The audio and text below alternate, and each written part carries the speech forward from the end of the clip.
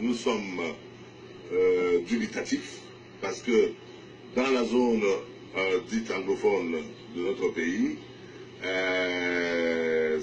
les gens ne sont pas contents et la réaction du gouvernement est une réaction sauvage, c'est-à-dire une réaction de force, une réaction irresponsable qui ne cherche pas à essayer de comprendre même les revendications. Il pose une fin de non-recevoir, il ne veut pas examiner, et donc ça va exacerber.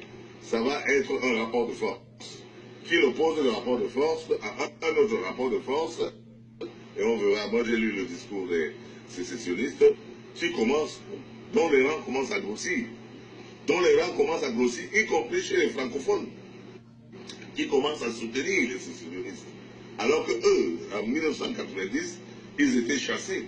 Je me souviens à l'époque quand j'étais à Yaba Hotel à Bamenda, nous avions une réunion là-bas et que les sécessionnistes étaient venus. On les avait chassés, les anglophones les avaient chassés à cette époque. Je parle de l'époque de Simon Mundu et le Kalson Nyangwe. Aujourd'hui, c'est les Bo Hébert, ancien journaliste de la CRCI, qui dirige, d'ailleurs j'ai suivi son discours de fin d'année, adressé à son peuple pour appeler à la résistance pacifique. Et ils ont engagé ça hier. Un mot d'ordre qui a été suivi. Vous restez chez vous. Vous ne sortez pas. Ville morte. Et on va voir s'ils vont venir vous tuer chez vous. Et évidemment, personne n'est sorti. On a vu les camions citernes qui se baladaient dans la ville, mais pour chercher qu'il n'y a personne, ils sont à la maison. Donc, il y a une leçon à tirer, c'est que notre pays avance grâce aux anglophones. En 1990, c'est encore les anglophones, avec John Fundy, qui a créé son parti, que nous sommes arrivés au multipartisme, et qu'on a eu des villes mortes qui ont changé quelque peu la donne juridique, c'est-à-dire la Constitution de 1996. C'est encore les anglophones aujourd'hui qui disent, leur message est clair.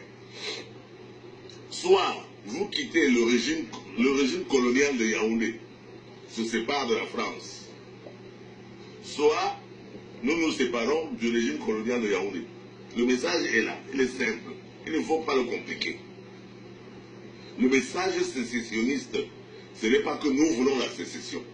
Le message sécessionniste dit, soit vous quittez le régime colonial qui est adossé à la France, soit vous nous laissez partir. On prend notre quote-part, n'est-ce pas, du Cameroun, puisqu'on a mis ensemble. On se sépare et nous partons de notre côté. À nous de choisir, au peuple de choisir.